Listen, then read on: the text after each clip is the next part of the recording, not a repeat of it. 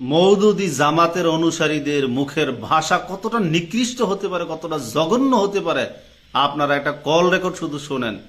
মুফতি রিজওয়ান রফিকের মতো একজন স্বনামধন্য হুজুরের সাথে কি ধরনের ভাষা, জাস্ট আপনারা একটু শুনবেন, আমি আপনাদেরকে একটু শোনাচ্ছি।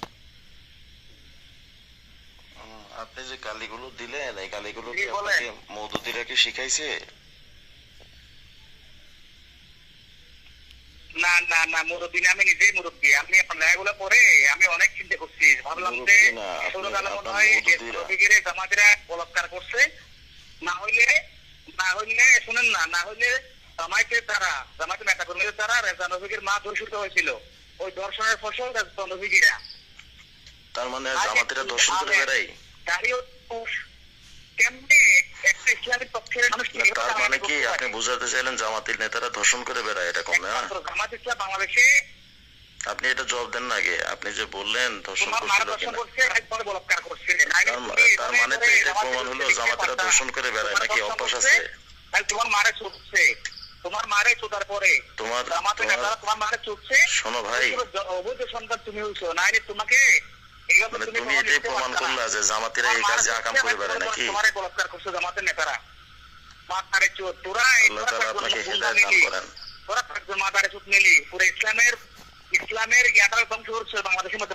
এই গালিগুলো সব আমি আপনার মওদুদির উপর ফিরাই দিলাম। হ্যাঁ,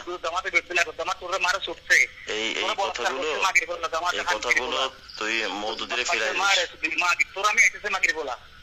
আচ্ছা ঠিক আছে, কবে আসবি ক? কবে আসবি? তুই কবে আসবি ক? তুই আমার সামনে এসে কথা বলতে পারবি? তুই কি আমার সামনে এসে কথা বলতে পারবি?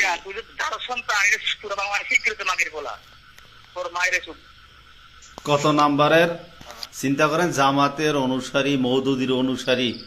আমি যে অযথা বলি না তো যে আপনাদের মুফতি রিজওয়ান রফিকি হচ্ছে মানে আপনাদের বিরুদ্ধে অবস্থান নেয় না। উনি মূলত আপনাদের অপকর্মগুলো ফাঁস করে জাতির সামনে, মুসলমানদের উপকারের জন্য মওদুদিবাদের ভ্রান্ত মতবাদগুলো, ভ্রান্ত আকিদাগুলো আমাদের সামনে তুলে ধরে, যেন মুসলমানদের, সরল মনা মুসলমানদের ইমান যেন নষ্ট না হয়।